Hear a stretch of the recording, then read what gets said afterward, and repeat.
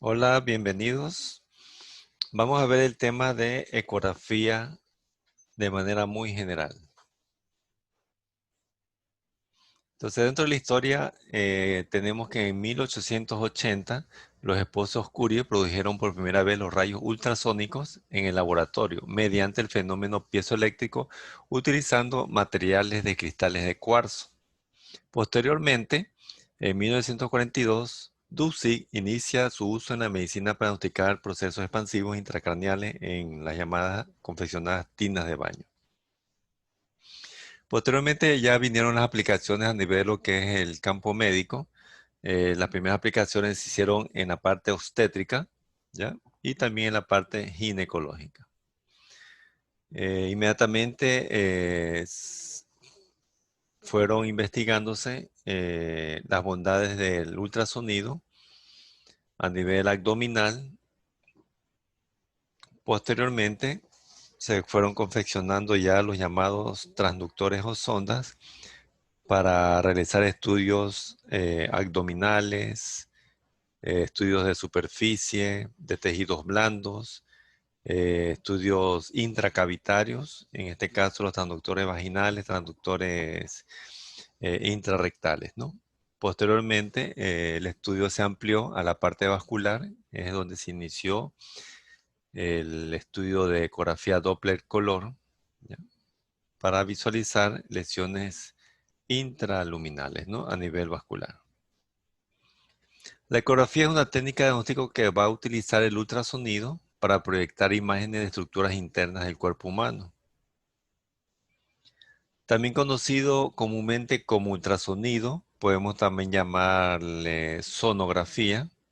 Es un método de expansión inocuo, no invasivo, atraumático y no utiliza radiación ionizante.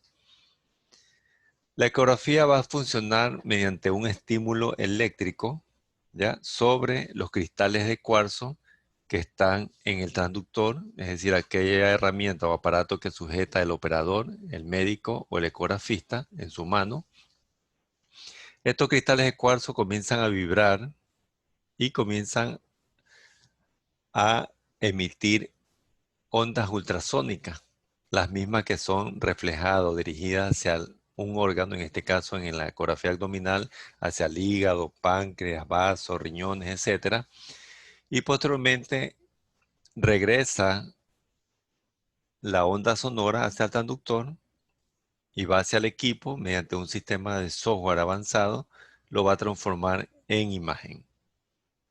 Ahí tenemos nosotros el transductor, mediante un estímulo eléctrico, los cristales o piezas de cristales de cuarzo comienzan a vibrar, se emite el ultrasonido, en este caso tenemos el abdomen, regresa el ultrasonido hacia la sonda y se va a registrar en la computadora del ecógrafo la imagen.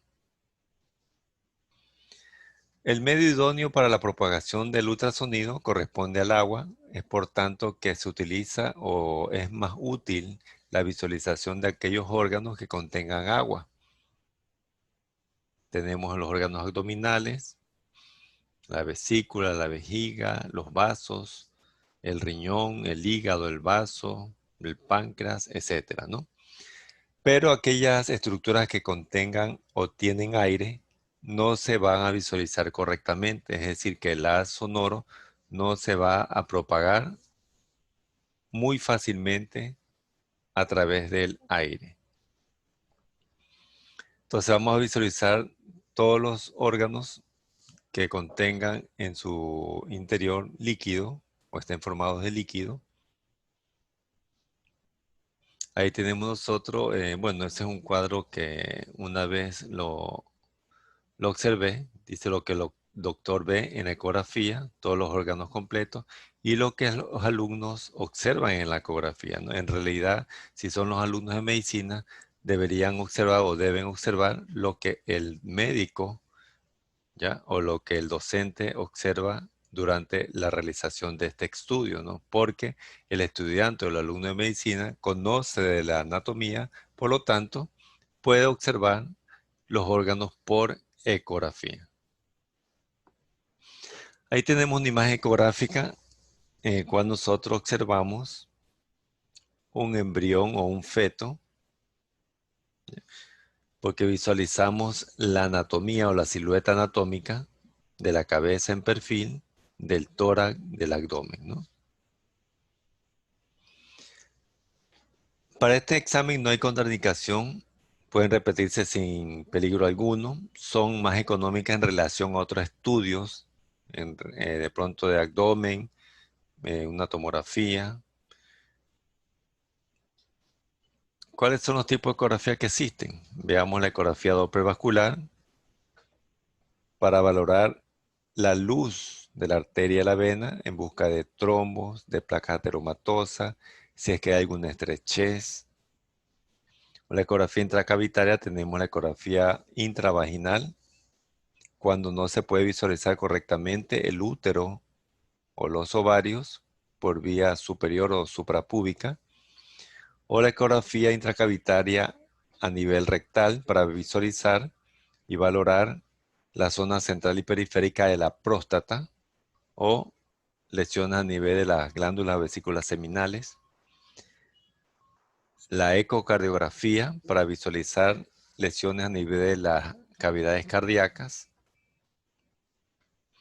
Ecografía abdominal, que podemos dividirla en superior o inferior para visualizar las vísceras más que todo sólidas, hígado, vesícula, páncreas, riñones, vaso, ¿ya? Útero, ovarios, próstata, vejiga, estructuras vasculares, etc. Ecografía obstétrica para hacer los controles por trimestre, ¿ya? O el desarrollo del embrión, del feto, del líquido amniótico, de la placenta. Una ecografía de tiroides, una ecografía de escroto para valorar las bolsas escrotales, los testículos, el epididimo, los conductos espermáticos, etc. Una ecografía de mama, ecografía del aparato locomotor, lesiones a nivel de lo que es el manguito rotador, a nivel de la articulación del hombro, de rodilla, lesiones a nivel tendinosas, musculares, de tejidos blandos. Una ecografía intervencionista para guiar a la punción del líquido, drenaje líquido, de pronto ascítico o hemorrágico en cavidad abdominal, derrames pleurales. Y la ecografía ocular para ver desprendimientos de retina, lesiones, traumatismo, etc. Ahí tenemos como ejemplo una ecografía pélvica, una ecografía obstétrica, una ecografía de pronto de tiroides o de carótida o de yugular, una ecografía de abdomen, una ecografía de mama, se exploran los 4 cuadrantes en busca de nódulos sólidos o quistes, una ecografía de hombro musculoesquelética, una ecografía intracavitaria, en este caso vaginal, para valorar el útero y los ovarios, otra ecografía intracavitaria, en este caso, para valorar la próstata. Ahí tenemos nosotros la parte del equipo ecográfico, ¿no? Vemos el monitor, donde podemos tener o visualizar la imagen obtenida en tiempo real o imagen fija. Tenemos acá los datos de la institución, del paciente, los datos del equipo, una impresora que puede ser de papel, también se puede imprimir las imágenes en láminas de acetato, como en las rayos X en la tomografía, o directamente las imágenes se las puede enviar a la web o por internet o al sistema, ¿no? Del hospital o de la clínica. Los medios de control, que son muchos botones en la mesa que tiene funciones múltiples, ¿ya? Para medir una lesión, para medir el órgano, para cuantificar el líquido de un derrame pleural, de la citis, etcétera, ¿no? Los transductores, que son de diferente forma, tamaño, ¿ya? Para diferentes usos en la realización de las ecografías. Y acá tenemos una botella donde se está colocado el gel que va a servir de medio de transmisión del sonido, ¿no? Hacia la superficie o hacia la región que se va a hacer la ecografía. Los términos que vamos a utilizar para la imagen ecográfica tenemos hiperecogénico, hipoecogénico y anecogénico, ¿no? Todo lo blanco que observamos o gris claro en ecografía le vamos a llamar hiperecogénico. Todos los gris es hipoecogénico y todo lo negro o gris oscuro corresponde a lo anecogénico. Es decir, hiper, hipo, an. También podemos mencionarle como hiperecoico, es decir, aumentarle ecoico en vez de ecogénico, hipoecoico o anecoico. Cada escala de gris, es decir, de blanco a negro, tiene su significado o se observa en las diferentes estructuras del cuerpo. Los transductores llamados también sondas son los que tienen los cristales de cuarzo, es donde se emite el sonido y tenemos los siguientes tipos. Tengo el transductor plano llamado también lineal, que es de 7.5 MHz, que no tiene mayor profundidad, entonces se utiliza para realizar estudios de tejidos superficiales como músculos, tendones, mamas, glándulas tiroides, escroto, testículos, epidídimos, etc. Tiene un formato de imagen rectangular, es decir, que la imagen obtenida va a ser rectangular, la parte superior de la imagen es lineal, es una raya horizontal, porque esto corresponde a la superficie del transductor. ¿Ya? Entonces, esto es lo que se coloca, o esta es la superficie del transductor. Entonces, mientras más se aleja de la imagen, ¿ya? Se aleja de la superficie del transductor. Tenemos el transductor convexo, que tiene 3.5 MHz, es decir, el haz sonoro va a tener mayor profundidad y por lo tanto se va a utilizar para aquellas exploraciones intraabdominales o también en el campo obstétrico. Tiene un formato de imagen de forma de trapecio o también en forma triangular, como ustedes observan acá. La superficie superior o la imagen superior va a ser convexa porque corresponde a la superficie del transductor, ¿no? Es decir, que este vendría a corresponder a la región anterior y esta es la región posterior, ¿no? Aquí es donde se coloca el transductor. Y el transductor intracavitario va a tener una gran longitud, una superficie convexa pero pequeña. Sirve para realizar ecografía intracavitaria vaginal o intrarrectal. Entonces el formato de la imagen va a ser de forma triangular, ¿ya? Este viene a corresponder a la superficie del transductor, que en este caso está hacia abajo de la imagen, también puede estar acá hacia arriba. Tiene forma convexa, pero estrecha en relación al transductor convexo. Los cortes utilizados son los cortes transversales y los cortes sagitales. Aquí vemos el corte transversal en relación a la ubicación del transductor sobre la región a explorar, ¿no? Entonces está en sentido transversal o axial. En este caso estamos aquí nosotros a nivel de lo que es el epigastrio. Observamos aquí en este corte axial, vemos los órganos en este esquema del abdomen, justo a este nivel de corte a nivel del epigastrio. La información que recoge el transductor, si lo colocamos aquí a nivel del epigastrio, va a ser donde se observa la onda sonora, ¿no? O el haz sonoro, ¿no? Es decir, en esta imagen trapezoidal o en forma triangular, ¿no? Quiere decir que vamos a observar solo el hígado, el páncreas, la vena cava inferior, parte de la aorta, ¿ya? Pero si nosotros queremos visualizar el vaso, no lo podemos hacer si colocamos el transductor aquí a nivel de epigastrio. Tenemos que colocar el transductor hacia lo que es el hipocondrio del lado izquierdo. Si queremos observar el óvulo hepático derecho, hacia el hipocondrio del lado derecho. Si queremos observar el riñón, hacia lo que son los flancos, o la región lumbar derecha, la región lumbar o flanco del lado izquierdo, ¿no? Entonces vamos a obtener una imagen en un corte transversal o axial, donde esta parte de aquí, superior a la imagen, vendría a corresponder a la región anterior, es decir, donde se coloca el transductor. Lo más lejos al transductor es la región posterior. Lo acá será derecha del paciente, izquierda del paciente. Nos vamos al corte sagital, vemos que el transductor está en un plano o una dirección vertical que es sagital en relación al eje del abdomen del cuerpo. Por lo tanto, vamos a tener una imagen sagital, ¿ya?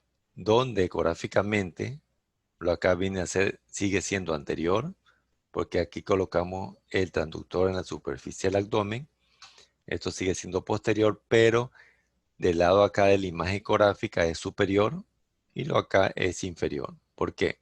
Porque todo lo que se encuentra acá está hacia arriba, mirando a la cabeza del paciente, y lo que se encuentra acá hacia abajo, hacia los pies del paciente, ¿no? Superior e inferior. Vamos a ver las imágenes y artefactos en ecografía, que son imágenes que nos van a guiar sobre la estructura o de pronto son hallazgos que nos guían para determinar aquellas lesiones que se van a ver blancas, grises o negras. Entonces nos encontramos primero con aquellas imágenes hipoecoicas, ¿no? O hipoecogénicas, ¿no? Estas imágenes se forman cuando el haz de ultrasonido atraviesa con dificultad una estructura normal o anormal, ¿ya? Pues existen interfaces de menor ecogenicidad.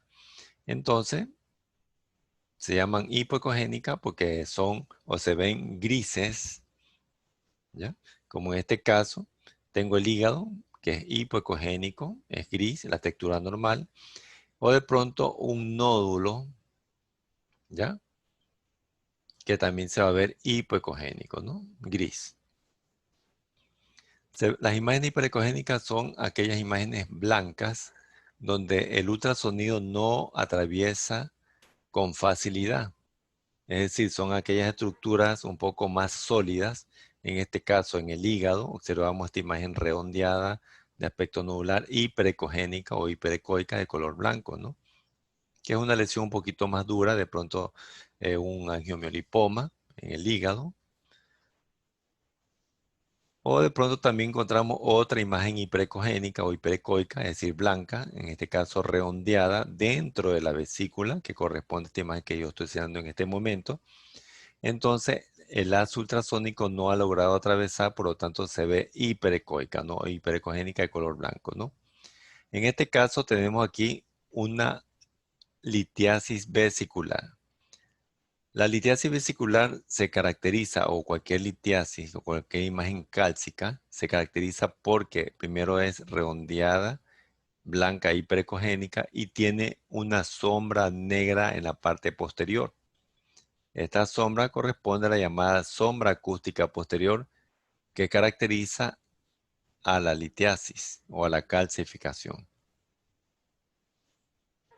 Mientras que las imágenes anecoicas o anecogénicas son de color negro, es donde el haz ultrasónico atraviesa con facilidad, no hay interfaces reflectantes en el interior, por lo tanto, toda imagen anecoica, como en este caso, si vemos negro, corresponde al líquido. Entonces, observamos aquí una imagen redondeada anecoica. Entonces, es una imagen redonda que contiene líquido, que corresponde a un quiste, si la pared es fina.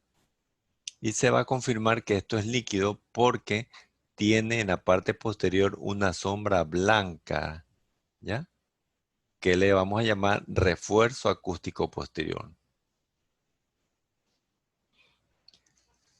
Antes de realizar una ecografía, me refiero a la ecografía abdominal, se debe descubrir el abdomen y se va a untar gel en la superficie del abdomen o en la superficie del transductor. Para realizar la ecografía abdominal superior, el paciente tiene que estar en ayuna, es decir, no ingerir alimento durante 4 horas previas al examen. ¿Por qué? Porque si ingiere alimento, el alimento al pasar por la segunda porción de duodeno va a estimular el esfínter de Oddi y por lo tanto va a colapsar la vesícula. Y si hay colapso de la vesícula, no podemos valorar el interior de la vesícula. Por lo tanto, tiene que estar 4 horas previas al examen, no ingerir ningún alimento. Puede ser, si se va a hacer el eco en la mañana, no desayunar. Si se va a hacer el eco en la tarde, no almorzar. Y si queremos visualizar el útero, ovario o la próstata, tenemos que solicitar al paciente la vejiga llena, es decir, tiene que venir tomando antes del examen 4 vasos de agua, ¿ya? Para que la vejiga se llene. Y con eso nosotros hacemos una ventana acústica para que el ultrasonido se transmita o viaje fácilmente a través de la vejiga y se pueda ver el útero, los ovarios y la próstata. Porque si tenemos la vejiga vacía, las asas intestinales que están llenos de aire, entonces van a caer al hueco pélvico y van a impedir la correcta visualización del útero, ovario o de pronto de la próstata. ¿Ya?